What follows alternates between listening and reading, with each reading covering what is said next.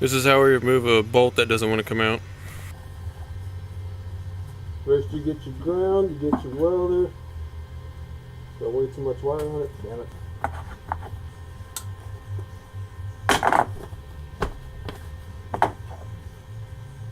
Okay. Get it hot.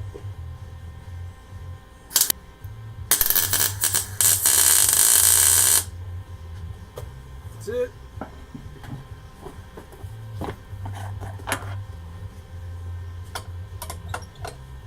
Take your appropriate size wrench. Out she comes. So look at that.